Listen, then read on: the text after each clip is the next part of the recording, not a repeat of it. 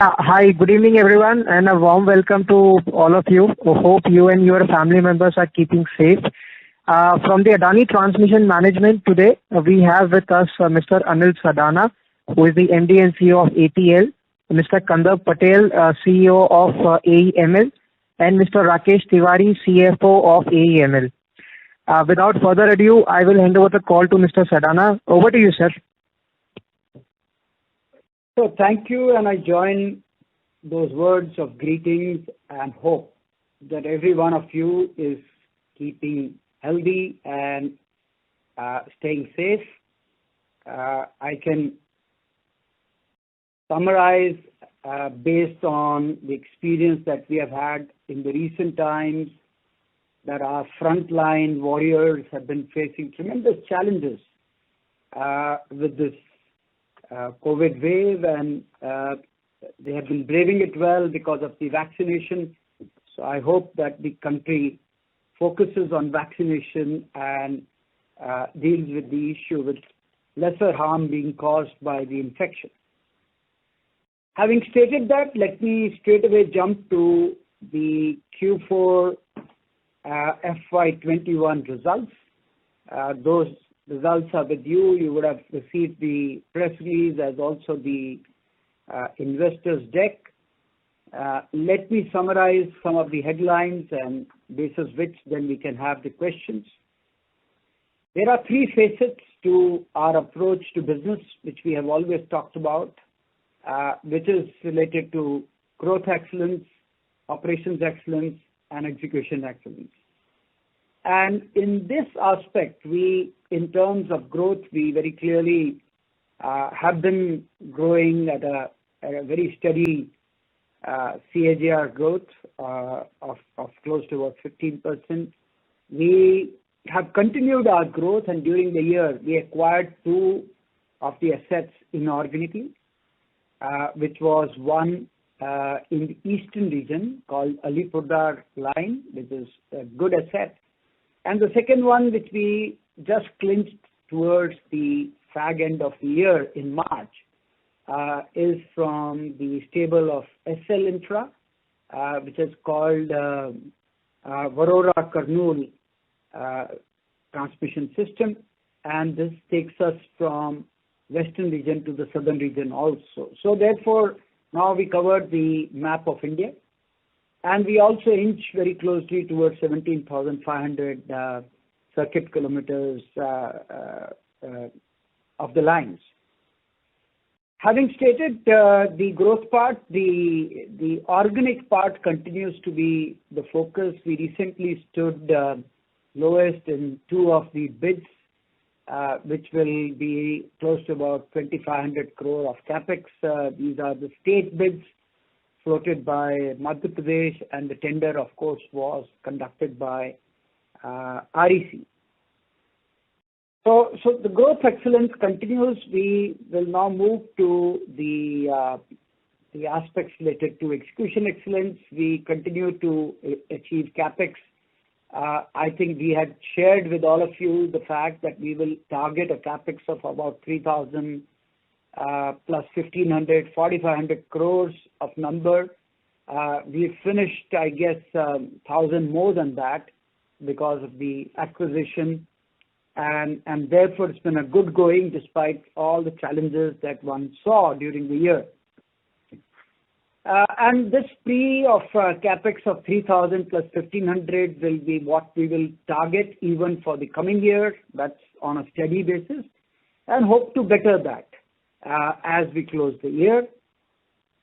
The good part is that the company was rewarded the license for high voltage DC assignment in Mumbai through a subsidiary company that is to be connected between outskirts of Mumbai, about 80 kilometers away, all the way to the mid Mumbai at RA. Company has to complete the assignment as per the regulatory norms by 48 months, and we hope to better that. And we have already kick-started works. The management team in Mumbai has done an amazing job in terms of acquiring the land on the two sides and trying to look at finalizing the right-of-way for the route. Route has been surveyed. International consultant, a Canadian company has been appointed. Work has been taken up by them for finalizing the entire technical aspects. So, all in all, very quick response to the clearance that we got from the Regulatory Commission. So I've covered the growth part, I've covered the execution excellence. Moving very quickly to the operations excellence, which is two parts. One is to get the best out of the existing assets. The second is to make sure that the capital management program continues to get the best in terms of lowest cost to carry and see that the system is efficient enough. So to that extent, I must start by complimenting again the Mumbai team. All of us talked about the payment issues and challenges of collection. They did a superb job by ending the year with 100% plus collection, and therefore, they made up for all the challenges that we had during the initial lockdown. We haven't got any impact as of now because of that, either in April or part of the May that we have seen as of today. More so because the other amazing job that happened was that most of the customers opted for digital avenues, which moved from less than 50% to more than 67%, very close to 70%, in terms of how the payments were being made. So we hope to carry forward this further. We have kept internal targets to make sure that the digital avenues inch further, and we will do everything to improve those. Coming to the results, they are with you, but I would want to just simply talk about two aspects. One is how did we do in the last quarter? We have PAT, which is 256 crores for the quarter, up almost 333% times compared to what we had in FY20. And the cash profit for the quarter was 639 crores compared to 422 crores of the last year quarter. Now that's for the quarter, and for those who are keen as to how did the whole year go, on the consolidated basis, the year registered first time crossing 1,000 crore profitability. It's 1289 crore, up 82% compared to 707 crores of the previous year. So again, a very good performance in terms of the excellence, and the cash profit for the year, 2929 crores, 2929 crores compared to 2015 crore of previous, so up 45%. So friends, those were some of the details. Both ATL as well as and our distribution business did remarkably well, so I'm not reeling out splits unless someone needs to know those details. But yes, they too contributed to all this consolidated advantage. Last but not the least, our most fascinating and passionate subject, which is ESG. On all aspects related to the ESG, the company continued its quest to become benchmark. Aspects related to being a single-use plastic proof. We've got certification. We've started to roll that out across the company. That's unique. The second part is in terms of water. The company is now pumping more water into Mother Earth compared to the water it consumes. So it's doing that contribution in terms of conservation. And in auxiliary power, we're wanting to achieve similar quest. And of course, our Mumbai team is wanting to inch closely to 30% by next calendar year in terms of renewable electrons being given to customers. And to that extent, they have offered customers to even make a choice. So that's been an interesting way that commitment exists. Similarly, on the COVID times, The group as well as the company is doing its utmost best to arrange a lot of oxygen containers and cylinders. And I think we are one of the large ones in terms of having sourced it from all neighboring countries through cryogenic tankers, etc. And we are solving the logistics issues, which is the biggest challenge at hand today. Similarly, a large number of our facilities have been converted to like schools or small dispensing units, have all been converted to COVID hospitals all across, and with complete fitment for oxygen, so that those will be the advantage, and those are all up and about in the fastest possible time. So continuing to be maintaining safety standards as well as the customer interface standards of benchmark levels, the company will continue to emphasize on the ESG aspect. So friends, we hope that while the situation continues to be as good as it can be, we will hope that you will contribute to that by being safe and healthy. So I'm going to stop here, and we'll look forward to your questions and use those to respond further on any aspect that I might have missed out. Thank you. Thank you. Ladies and gentlemen, we will now begin the question answer session. Anyone who wishes to ask a question may press star and 1 on their touchtone telephone. If you wish to remove yourself from the question queue, you press star and 2. Participants are requested to use answer while asking the question. Ladies and gentlemen, wait for a moment while the question is assembled.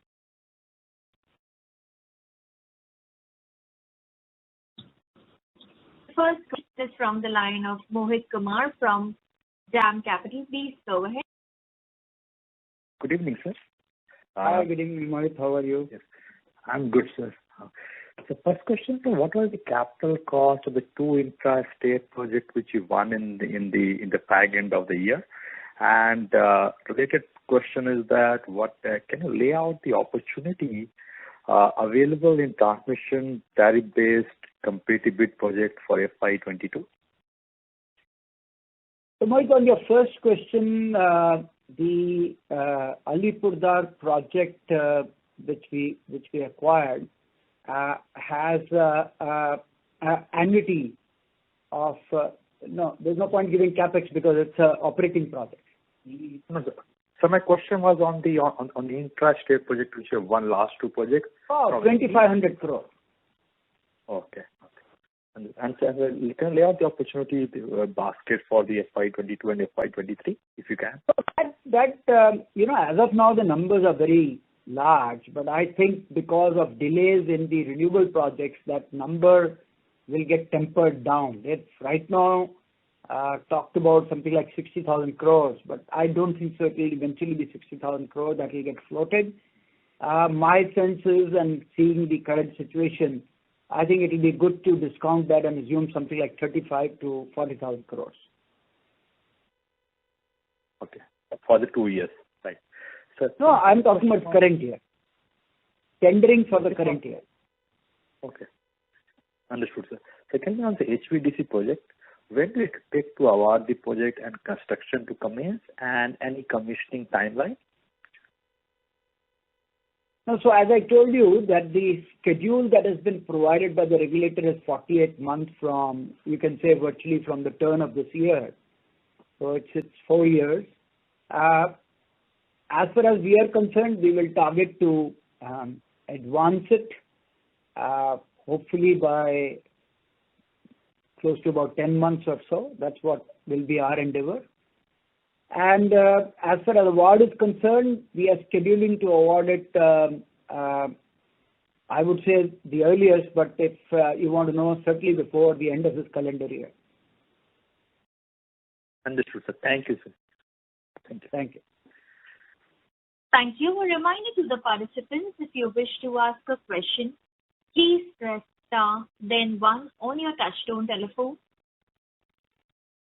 The next question is from the line of Tarun Bhatnagar from Bank of Baroda Capital. Please go ahead. Hi, sir. Very quick question. Hi, sir. Just wanted to understand in terms of opportunities in the distribution sector, how do you expect this sector to open up significantly once the Electricity Amendment Act is passed? And do you see delicensing or sub-licensing? What's your view on how we should take the reforms in the sector forward? Thank you. Thank you. So, Tarun, the question is very pertinent for the current times.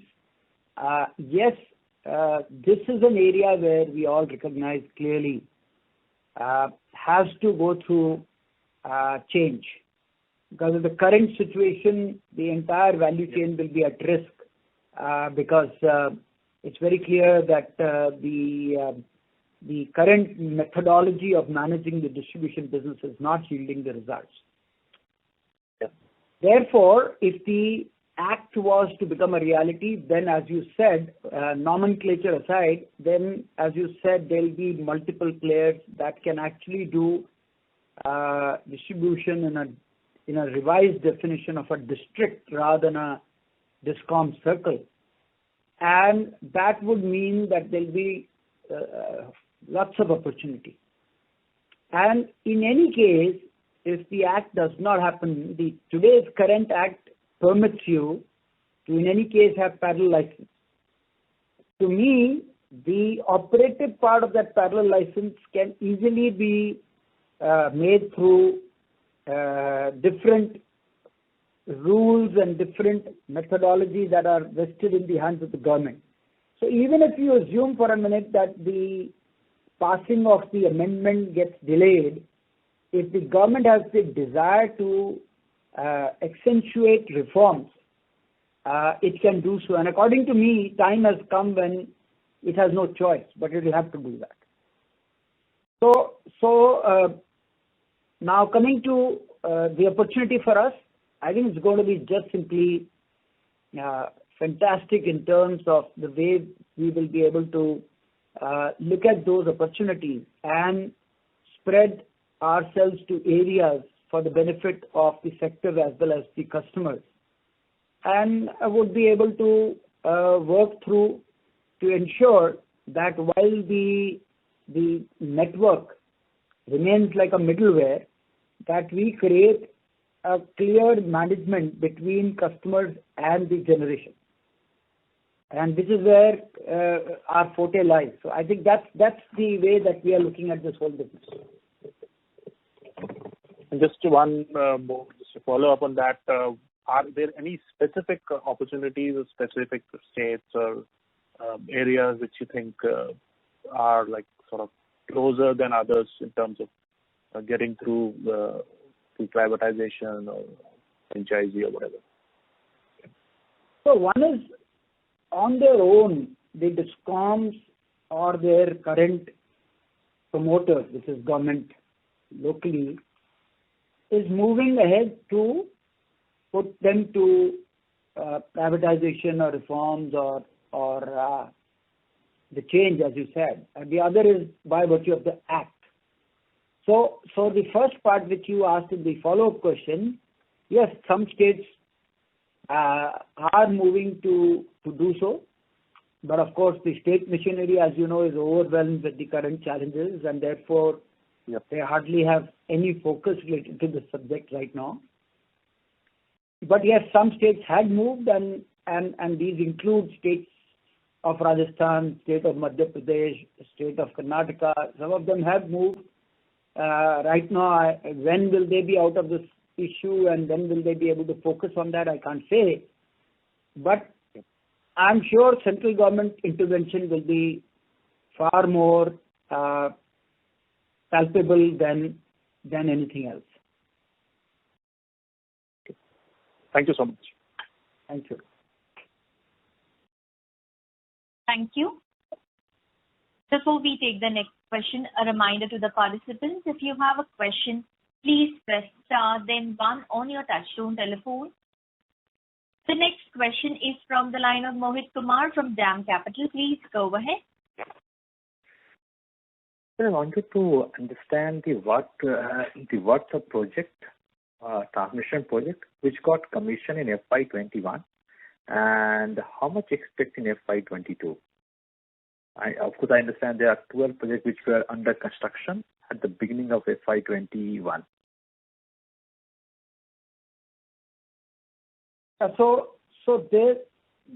We commissioned several elements. You see, each project has elements, which are by definition those which can earn revenue.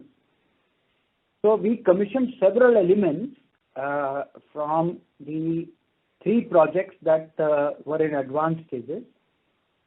We hope to similarly cover several elements in Q1 out of those projects itself. And during the year, we will certainly close 6 out of those 12 projects. Okay, understood. Second one, the SL Infra acquisition. So what is the levelized tariff? What is the capex which have been incurred, and what is the capex likely to be incurred, to complete the project? And when are we targeting the completion?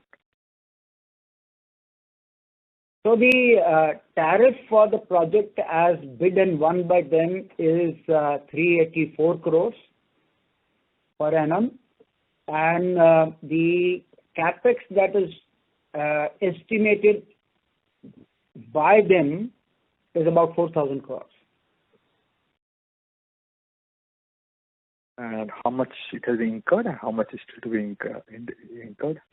As per their statements submitted before CRC, they have incurred 1,100 crores of debt and about 500 crore of equity.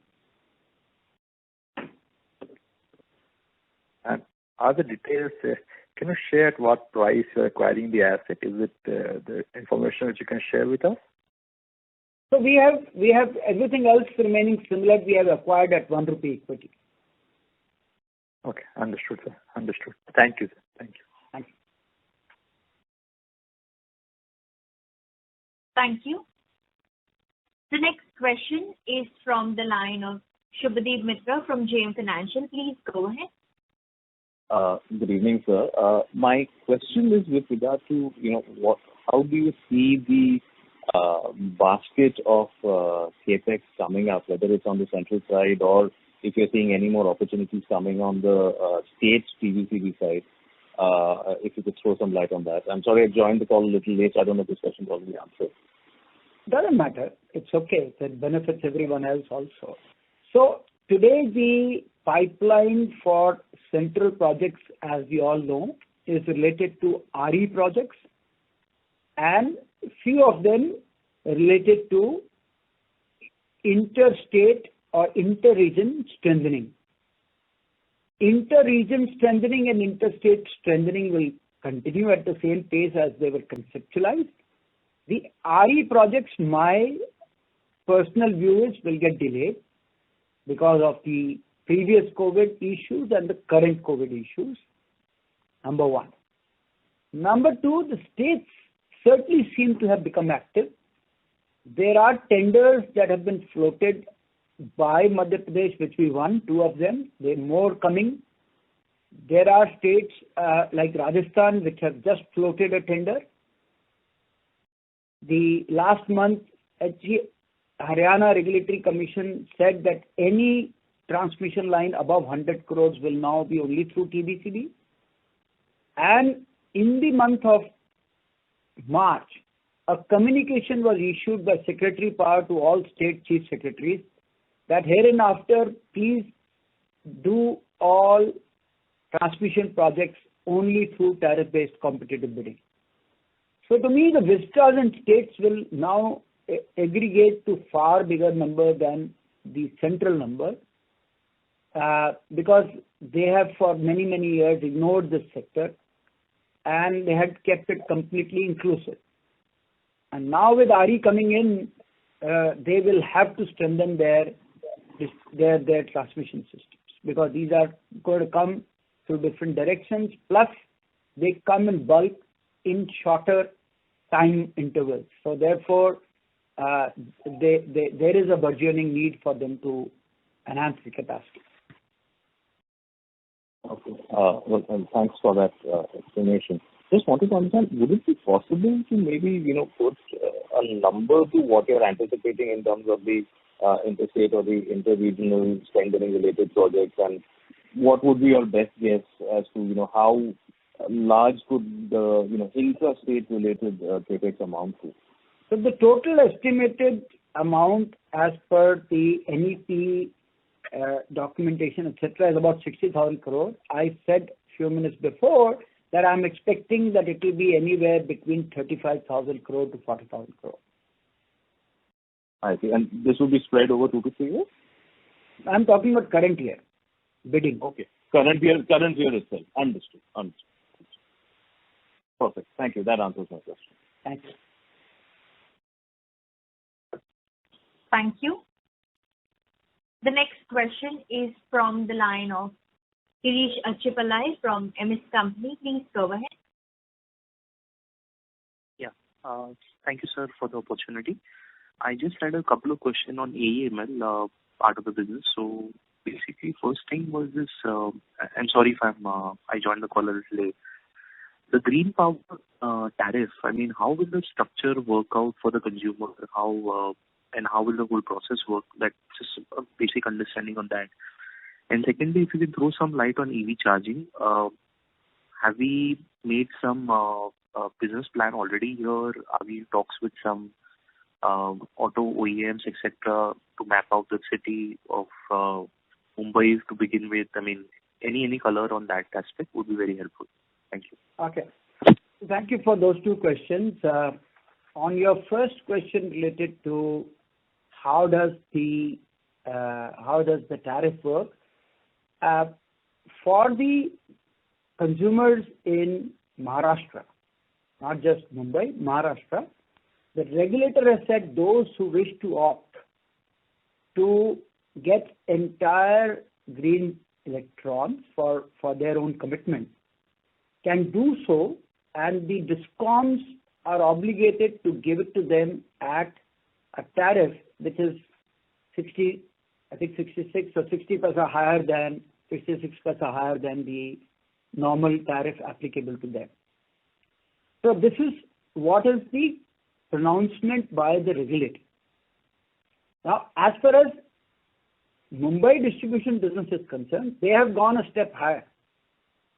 They have stated that besides the choice that customers have to exercise, they will encourage customers to know that they would be willing to provide and meet other kind of needs.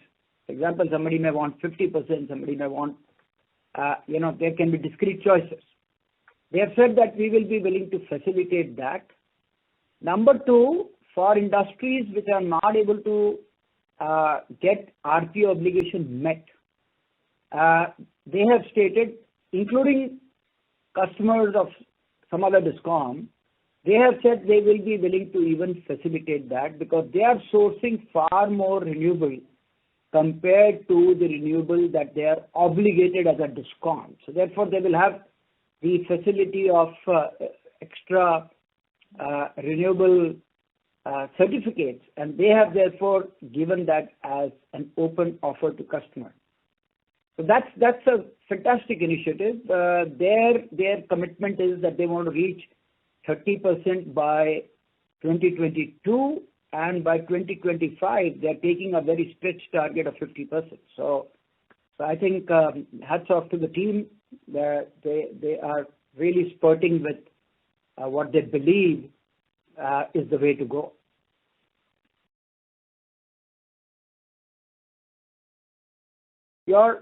So that was your first question. Your second question, if you can just repeat. Yes, sir. It was on EV charging. If you are already I remember now.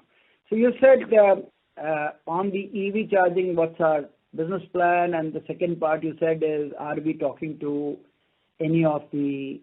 So the answer to your second part of this question is obviously in affirmative, that the teams are always talking and in touch with the those who are providing electric vehicle, including two-wheelers, three-wheelers, and four-wheelers, and fleet, as well as buses. But coming to your first point, as of now, I think it's important because Mumbai already has charging stations at strategic locations. Those are hardly being used today. Therefore, the company is completely geared to spurt up its action on ground to provide EV stations. The important part is that the ecosystem, the electric vehicle ecosystem, has to move, and so that's what one is clearly eyeing for and waiting for. And once that happens, then the business plan automatically unfolds, and you will see tremendous spurted execution on ground. And sir, if I just may ask a follow-up, because some of your peers are talking about, developing an app around EV charging, and they would use probably help of their sister or group companies. Is that the biggest thing in EV charging, where you are, developing an app which is probably going to tell you where exactly EV charging slots are available at any point of time? Or what do you think is going to be the bigger determinant of IRRs here? I mean, if you can throw any light.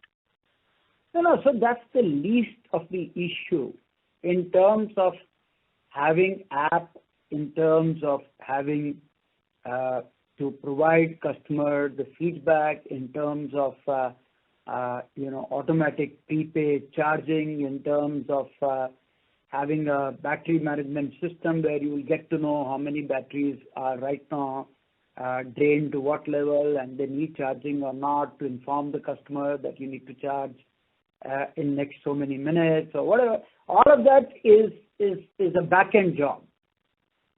All of that is not waiting to happen because EV system hasn't proliferated. The point that I'm trying to say, all of that comes into play once the electric vehicle ecosystem gets accentuated. So everything else will follow, and we are all set with all of that stuff. Sure.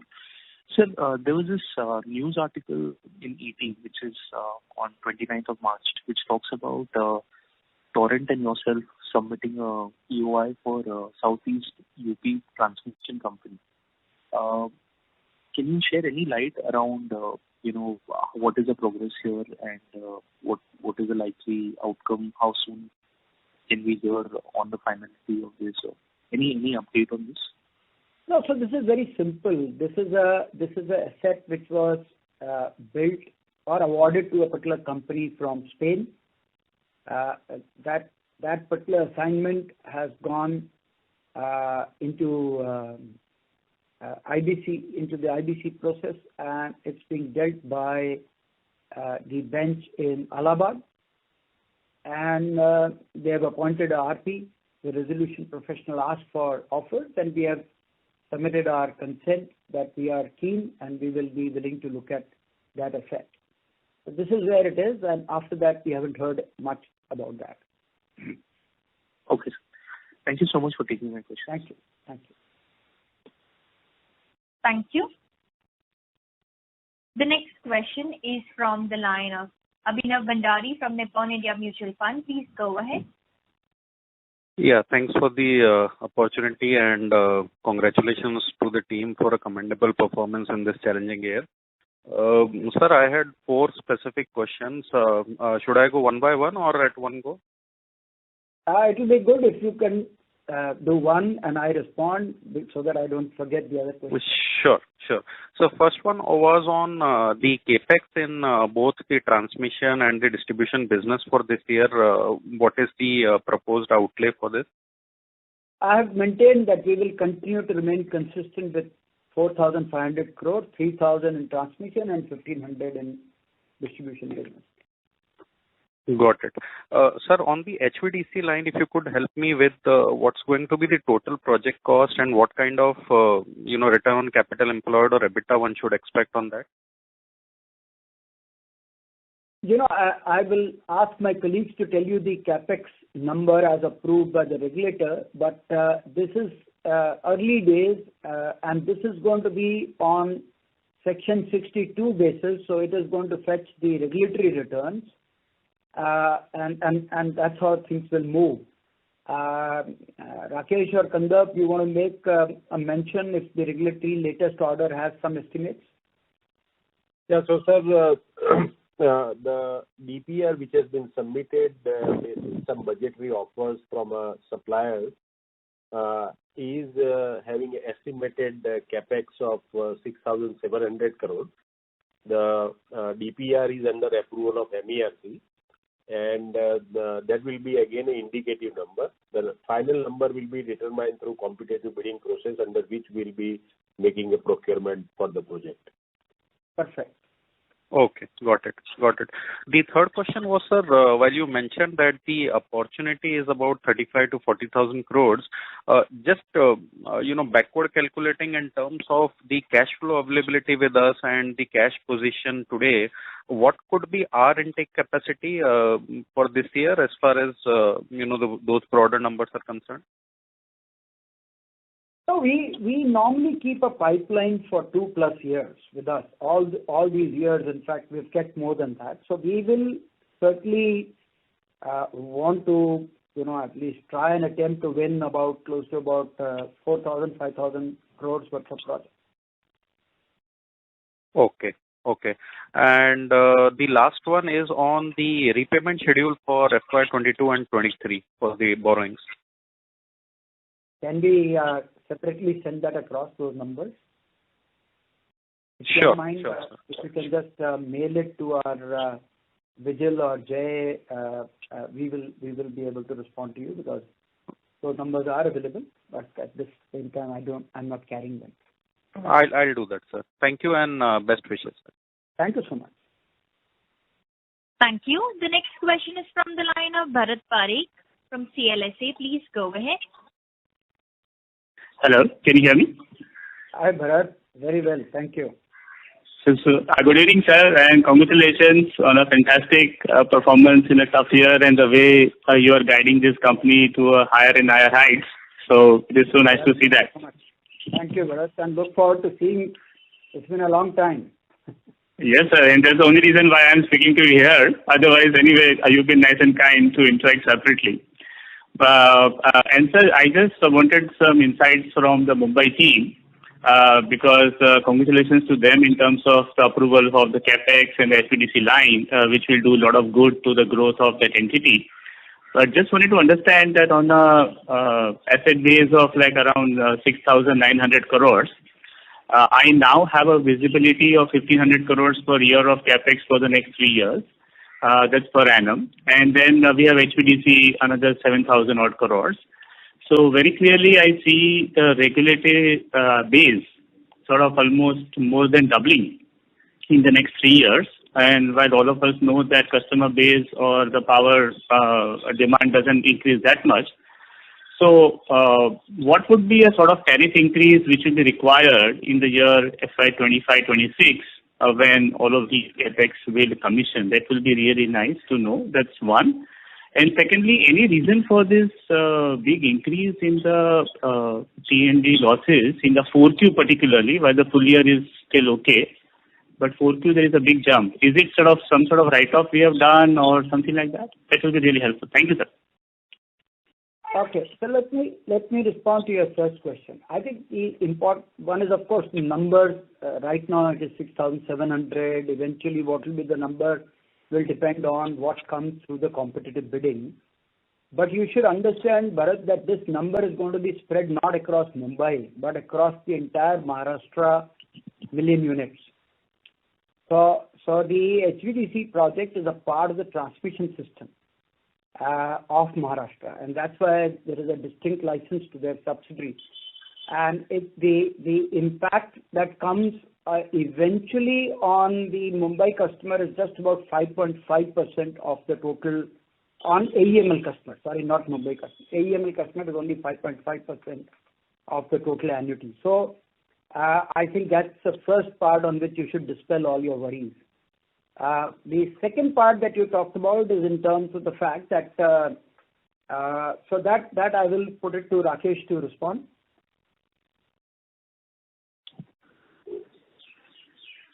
Yeah. Am I audible in terms of distribution? In terms of distribution loss, sir?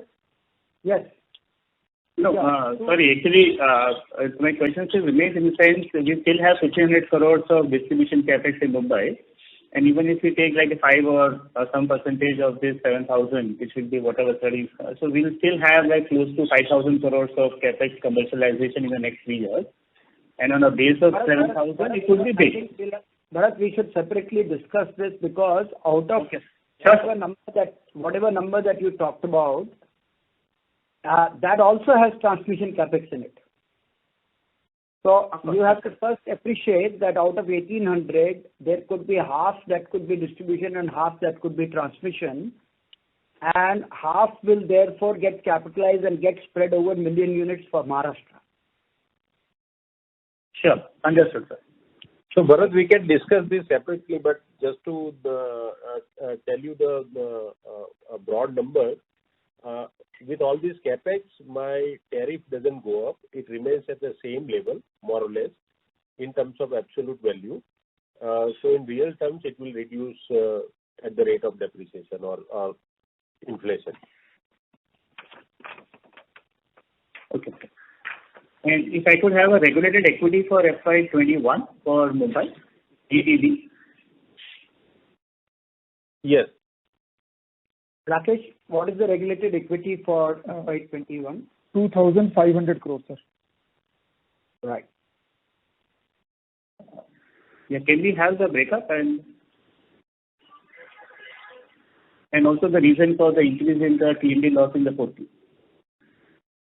Yeah, so a breakup between various components of retail, wire distribution and transmission, we will mail it to you. Sure. In terms of distribution loss, if you see, we have ended up the year with a distribution loss of 7.8%, close to 7.8% as compared to 7.3% last year. It is slightly above. Considering the COVID situation, in the first 6 months, there was no reading of the meter which has happened. And that's why there was huge accumulation of distribution loss. And more so, there was no vigilance activity also happened in the first 6 months. Similarly, in the last 15 days, like in the first 15 days of the April, again the lockdown was announced by Government of Maharashtra, and hence the commercial sales, mostly commercial sales and industrial sales got impacted. And that's why the total sales, which could have been more for the month of the March, got reduced. That is another reason which impacted the total distribution loss. The third important reason is the ratio of the sales between HT and LT. What has happened over a period of time in the last 12 months, the sales to residential consumers were more compared to industrial and commercial consumers. We have ended up a year with a reduction in sales compared to last year, close to 15% in terms of million units. And that 15% is primarily because of the commercial consumers who are basically HT and LT consumers. Now, if the ratio of the sales of HT LT consumers, if it is less compared to residential consumer, then the loss automatically gets increased. If the proportionate of sales to residential consumer increases, then there is a high chance that the loss gets increased. So because of these three reasons, which are uncontrollable, there is a slight increase of 50 basis points of loss compared to last year. But then now, once this lockdown gets opened up, the sales will commission. All the other normal business operation, once it will start, the things will again fall down to the normal place. Perfect. That's really helpful, sir. Thank you so much and wish you best of luck. Thank you. Thank you, Bharat. Thank you. The next question is from the line of Mohit Kumar from DAM Capital. Please go ahead. Yeah, Mohit. Yes, sir. One clarification, sir. While we are talking about electric vehicle charging right now, are the business models, allow us to earn more return compared to regulatory, compared to, a base ROE? Or in the sense, I'm trying to figure out the business model which will evolve over time. Can you throw some light? So, Mohit, for the moment, since we Sorry, go ahead. And what is the current regulation allows you to monetize this opportunity? So for the current, I think it will suffice to say that as far as the regulatory interface is concerned, it's more from the electricity tariff point of view. So many states have decided the electricity tariff for electric vehicle charging point, right? Many states have not. So, for example, if tomorrow you buy an electric car and you charge it from your normal socket, then naturally you are using your charging point, which is part of the residential tariff. So there is no distinct tariff for you, and nor a distinct socket for you, nor a distinct meter for you, and therefore it will be residential tariff. Now, depending on the situation once it pans out, there will be a distinct and a clear arrangement that will come through. Today, if I have a station, let's say, at a mall, then it's naturally a commercial tariff. Tomorrow, if I have a charging station at a particular industry, let's say, in their parking lot, it will be the industrial tariff for them. So each person, depending on today's use, will have to pay the tariff category that exists. But eventually, when this becomes mass scale, when it becomes, there will be a separate distinct metering concepts which will evolve, which will clearly give benefit to the fact that if a customer is doing electric vehicle charging from any point, he will be charged a standard tariff because the regulator will ask us to charge a standard tariff, and the fact that we will be able to aggregate those million units as we charge, perhaps into a distinct category. Abhi, Mohit, there is no such possibility in sight right now because whole of Mumbai doesn't have vehicles, electric vehicles, which consume anything significant or which have any significant requirement of electric vehicle charging. So let's hold our horses till such time the business truly starts to show up. It's not even a blip today. I understand. So one clarification. So in case you set up a charging station, can you charge extra additional money for as service charge over and above the the tariff? Again, very hypothetical question. If for example, let's say you, Mohit, put a charging station somewhere. Okay. Today there is no regulation that you can't. You can put a charging station. You apply to Adani Electricity and say, give me a connection. Adani Electricity will give you a connection like they give to any other customer. And he will charge you the tariff category depending on the interpretation that you are using for commercial use or what use. Tomorrow, if I have a separate category for electric vehicle, he will charge you electric vehicle basis, but you can always put the station. Now, when a customer comes, if the customer tariff has been announced, then you cannot charge anything more. If a customer tariff is not announced, then you can take the connection and add your service charge and charge the customer. So it all depends on how things pan out when the mass scale starts. Understood, sir. Thanks for the clarification. Thanks. Thank you. Thank you. The next question is from the line of Swarnim Maheshwari from Edelweiss Securities. Please go ahead.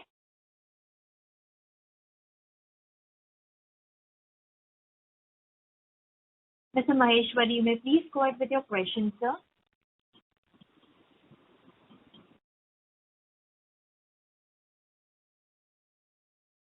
Yeah, sorry, am I audible now?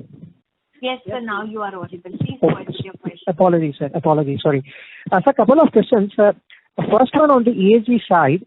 Now, you did mention in your opening remarks that, there is going to be a water positivity at AEML's operation, and also you mentioned about the, the renewable mix from the power procurement side touching about 30%. So just two things. First, what is the current renewable mix over there?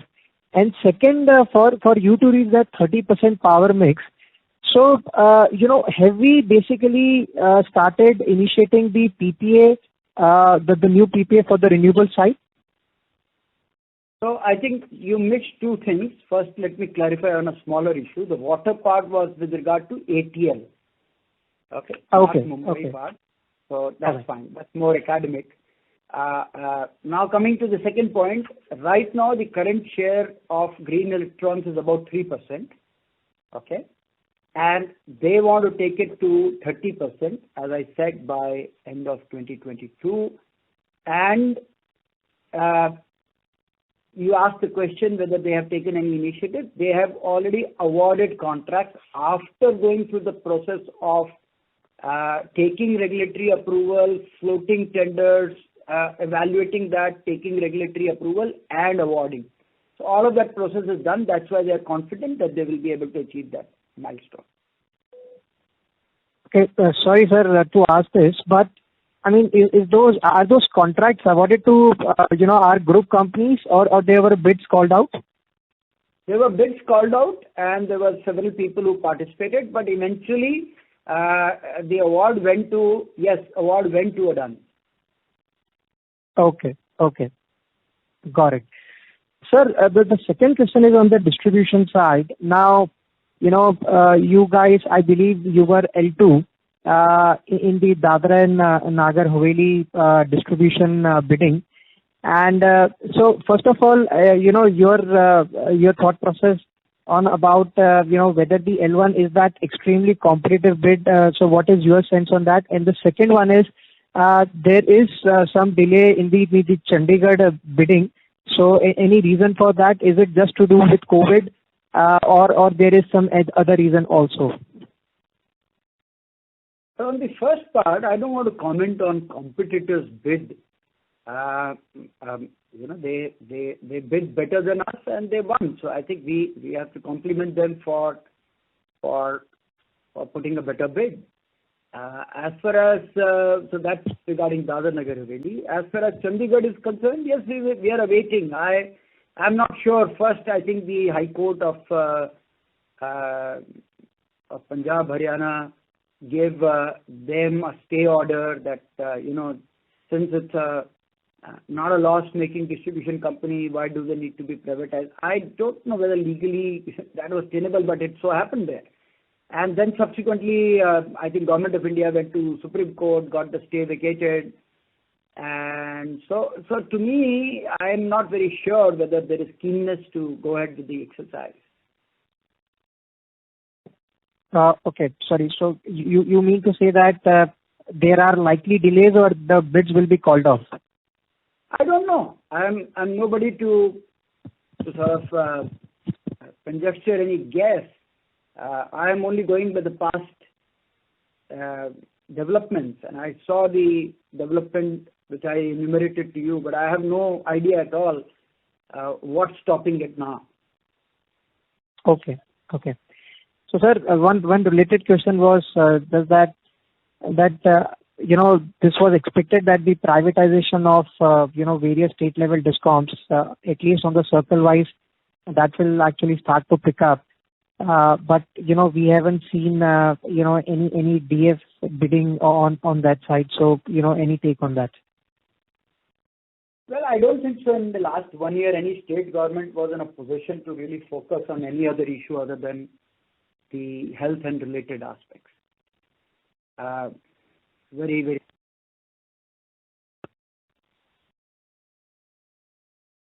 Okay, thank you.